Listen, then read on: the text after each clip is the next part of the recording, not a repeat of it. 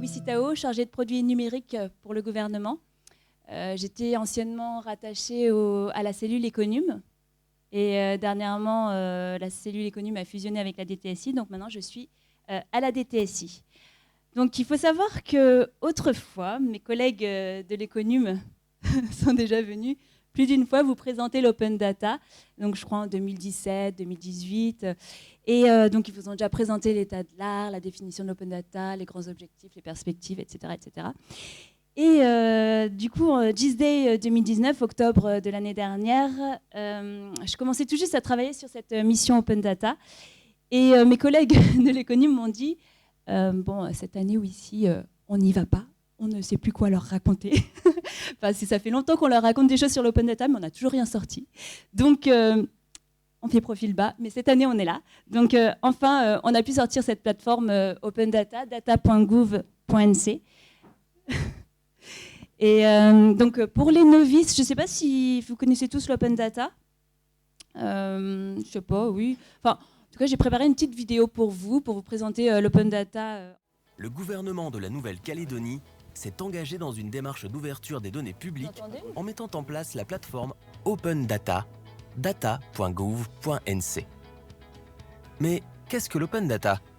C'est la mise à disposition de tous de données numériques accessibles librement et réutilisables gratuitement. Quelles données sont concernées? Il s'agit de tout type de données, économiques, géographiques, politiques, sociales, touristiques, etc. Sont exclues les données sensibles et les données à caractère personnel. Qui sont les producteurs de données?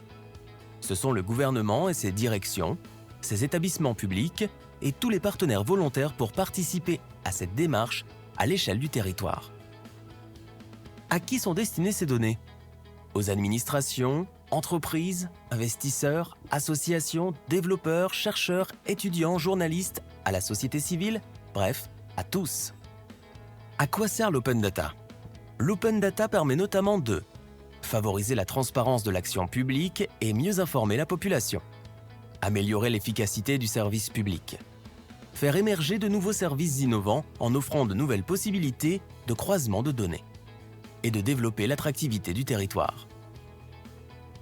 Sur data.gouv.nc, vous pouvez accéder à l'ensemble des données en faisant une recherche sur la page d'accueil, en utilisant l'accès par thématique ou en cliquant directement sur le menu « Données ». Vous pouvez contacter l'équipe Open Data Nouvelle-Calédonie si vous souhaitez devenir producteur de données ou si vous voulez demander un jeu de données que vous ne trouvez pas. Enfin, si vous détectez une erreur dans les données, n'hésitez pas à nous le signaler. Bonne navigation sur data.gouv.nc. Donc, je vais vous parler justement du cadre juridique. Alors, juste pour information, en France, en métropole, le portail Open Data, data.gouv.fr, a été lancé en 2011. Donc, c'était il y a environ 10 ans de cela. À l'époque, il n'y avait pas non plus de cadre juridique particulier. Et c'est seulement en 2016 qu'a été votée la loi pour une république numérique qui prône l'open data par défaut. Donc, qui oblige les collectivités de plus de 3500 habitants et de plus de 50 agents à publier leurs données en open data.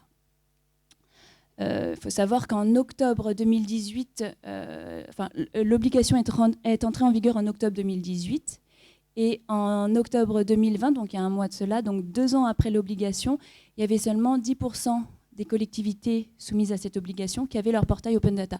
Donc aujourd'hui, on n'a pas encore de sanctions. Et alors, quid de la Nouvelle-Calédonie? Donc on se retrouve aujourd'hui finalement comme en métropole en 2011. Donc pas de cadre juridique particulier sur l'open data. Et justement, nous allons travailler dessus en 2021, avec notamment, nous allons entamer un chantier, une réflexion sur la notion de données d'intérêt général. Donc ce sont les données vraiment de référence. Donc en métropole, on a une dizaine de jeux de données qui sont identifiés comme étant des données vraiment, on va dire, essentielles, et pour lesquels les producteurs de données doivent s'engager à une haute disponibilité et une très grande fiabilité.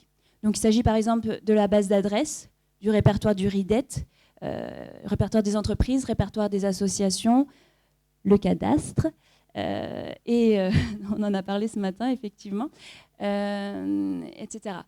Et du coup, l'idée, ce serait vraiment de réfléchir sur ces données d'intérêt général en Nouvelle-Calédonie. Et par exemple, j'en profite juste pour évoquer par rapport à la base d'adresses.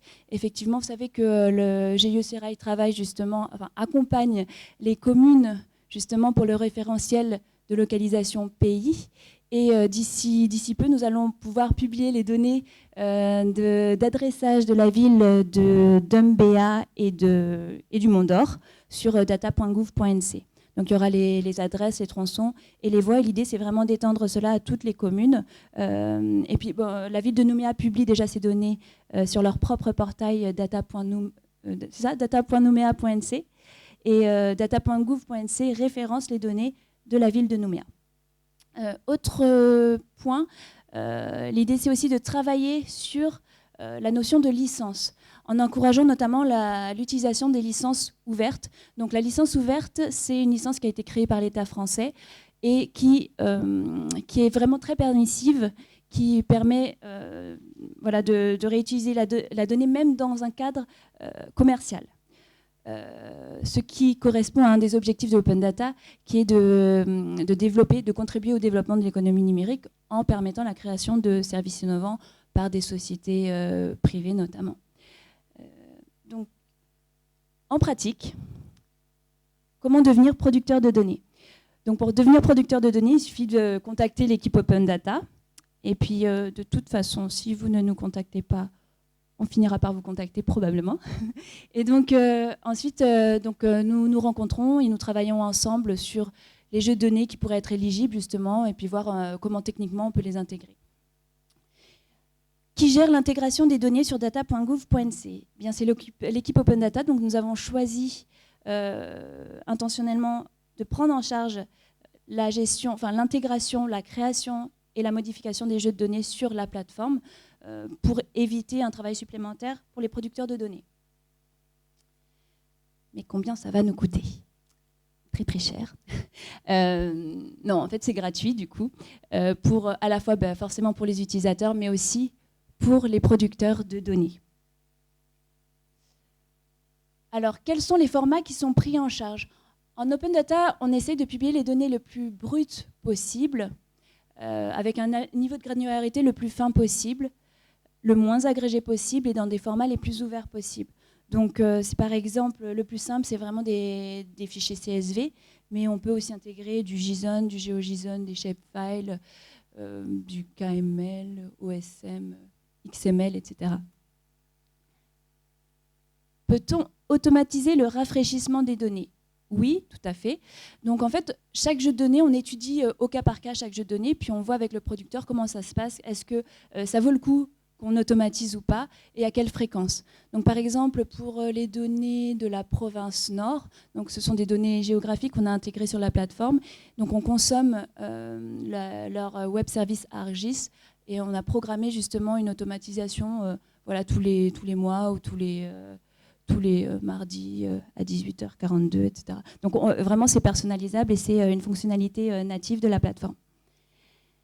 Quel est le lien avec la plateforme de téléchargement du GeoRep?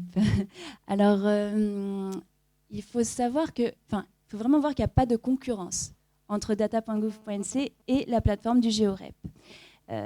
Data.gouv.nc s'intéresse à tout type de données, donc pas forcément des données géographiques, et nous moissonnons les métadonnées de tous les jeux de données de la plateforme de téléchargement du GeoRep, ce qui permet d'offrir davantage de visibilité encore aux jeux de données du GeoRep. Donc si par exemple sur data.gouv.nc je cherche BD topo, BD route, etc., je vais trouver le jeu de données et je vais être automatiquement redirigé vers le jeu de données correspondant côté GeoRep. Alors, qu'est-ce qui se passe si j'ai déjà ma propre plateforme Open Data? Donc c'est le cas par exemple de la ville de Nouméa, mais aussi de la province sud, de GIE Sérail, de l'OPT. Donc soit on est dans le cas finalement similaire au GeoRep, donc on moissonne simplement les métadonnées, et on redirige automatiquement vers les jeux de données sur les plateformes des partenaires, ou alors on moissonne et on intègre les données sur notre plateforme, comme les données du GIE Sérail ou encore les données de la province sud. Alors, et si j'ai des données à caractère personnel? Donc forcément, je ne les publie pas en open data, sauf s'il y a eu occultation des mentions qui permettent d'identifier les personnes, ou s'il y a eu anonymisation des données, ou si les personnes qui sont concernées ont donné explicitement leur accord pour la publication d'open data. Et encore, il y a une quatrième exception, c'est s'il y a eu une disposition réglementaire qui autorise justement la publication des données. Par exemple, en métropole, on a un décret qui permet à certains jeux de données d'être publiés sans anonymisation, comme le répertoire national des élus, le répertoire des entreprises, des associations, la liste des professions réglementées, etc. etc. Alors, j'ai peur que mes données ne soient pas assez fiables ou complètes.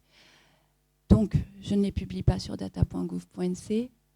Comme ça, je les garde bien au fond de mon tiroir. Comme ça, personne ne les verra. Et puis, comme ça, personne ne pourra m'attaquer, ne pourra me dire quoi que ce soit. Et donc, finalement, le jeu de données ne servira pas à grand-chose.